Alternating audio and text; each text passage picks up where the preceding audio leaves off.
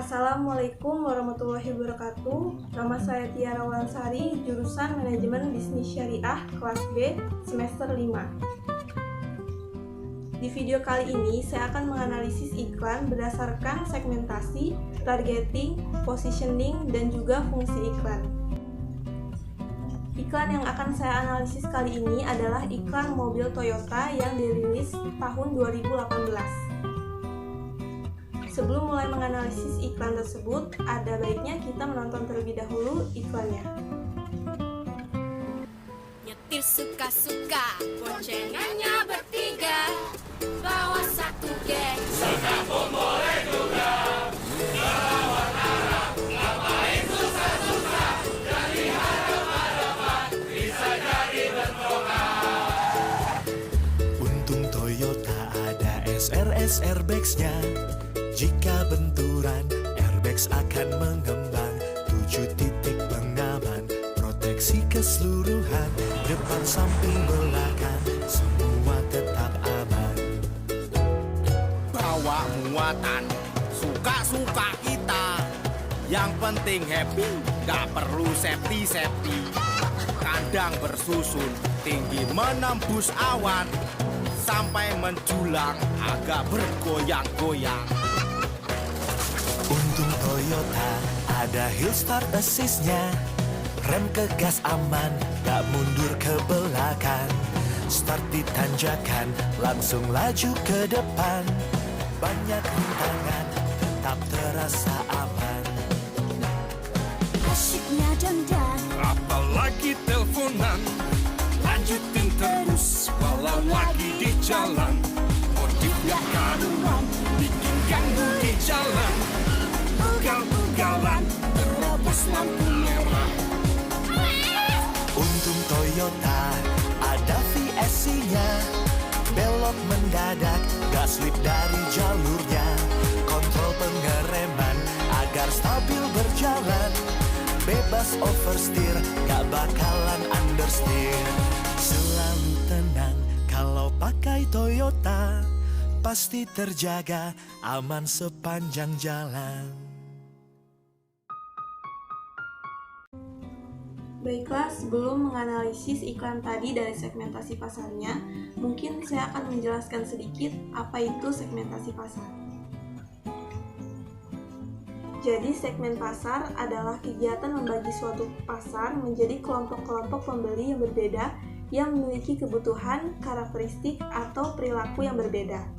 Dan untuk menentukan segmen pasar dengan tepat, maka dapat dibagi ke dalam 3 jenis segmentasi yang paling umum digunakan, yaitu segmentasi demografis, segmentasi geografis, dan juga psikologis. Yang pertama yaitu segmentasi demografis, yaitu menentukan kelompok konsumen yang akan dituju berdasarkan usia, jenis kelamin, tingkat pendidikan, tingkat pendapatan, dan lainnya. Nah, berdasarkan iklan tadi, menurut analisis saya, dari sisi demografis, iklan Toyota ini, kelompok konsumen yang dituju yaitu orang-orang dengan kisaran usia 20-30-an yang membutuhkan mobil, baik pria maupun wanita, dilihat dari desain yang cukup trendy dan keamanan yang ditawarkan dari iklan tersebut. Lalu segmentasi geografis. Segmentasi ini untuk menentukan kelompok konsumen berdasarkan letak geografisnya seperti negara, kota, provinsi, bahkan komplek perumahan.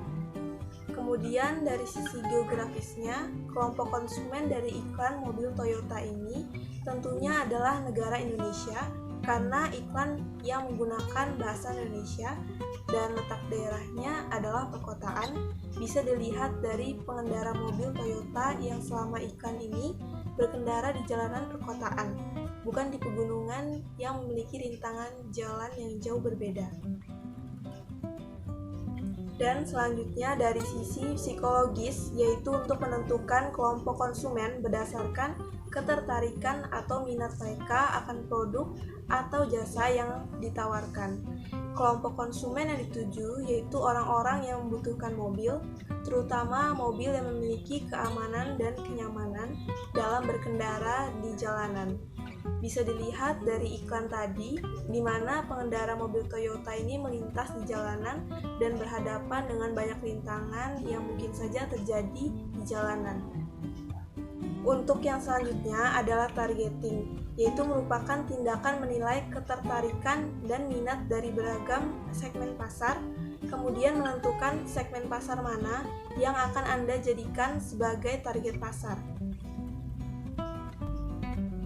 Di dalam tahapan targeting ini, perusahaan dapat mempertimbangkan beberapa faktor seperti apakah segmentasi pasar yang sudah ditetapkan sebelumnya ini dapat menghasilkan profit yang baik ketika diterapkan secara langsung atau tidak. Selain itu, perusahaan juga perlu mempertimbangkan apakah target pasar yang dituju ini bisa membantu pertumbuhan perusahaan hingga beberapa waktu ke depan. Tentu saja dalam membangun sebuah bisnis, perusahaan ingin bisnis tersebut dapat berjalan dalam waktu yang lama. Maka dari itu, proses targeting ini sangat perlu dilakukan agar perusahaan dapat melakukan penjualan kepada target pasar yang tepat. Dan selanjutnya adalah positioning, yaitu cara untuk menempatkan iklan atau promosi produk di segmen yang telah dipilih dengan target yang telah disusun. Nah, untuk positioning dari iklan mobil Toyota ini, yaitu iklan tersebut menunjukkan keunggulan yang dimiliki dengan cara yang tidak membosankan. Jika kita lihat di awal iklan, ada pengendara yang bonceng 3 dan melawan arah. Kejadian seperti ini sebenarnya banyak terjadi di jalanan Indonesia, sehingga keunggulan yang ditawarkan oleh mobil Toyota ini adalah terdapat SRS airbag, yaitu pengaman yang akan mengurangi resiko cedera pada pengemudi akibat tuburukan dari arah depan. Kemudian ada juga pengemudi di mobil yang mengangkut kandang ayam melebihi muatan mobil dan berkendara ugal-ugalan yang mengakibatkan kandang ayam tersebut berjatuhan di jalanan dan bisa membahayakan pengguna jalanan, terutama pengemudi kendaraan di belakang mobil tersebut.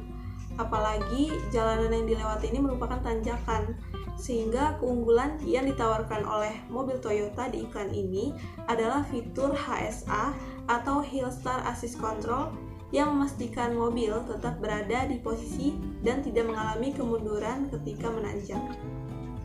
Kemudian ada juga bagian di iklan di mana ada pengendara mobil yang menggunakan handphone selagi berkendara yang jelas saja dapat membahayakan diri sendiri karena tidak fokus dalam berkendara dan juga orang lain yang tidak salah ikut terkena akibatnya.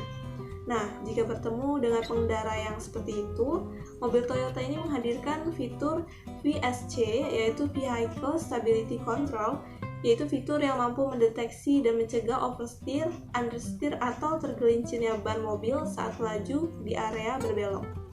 Sesuai namanya, fitur ini juga berfungsi untuk mengontrol laju dan kestabilan kendaraan selama menuju di jalurnya.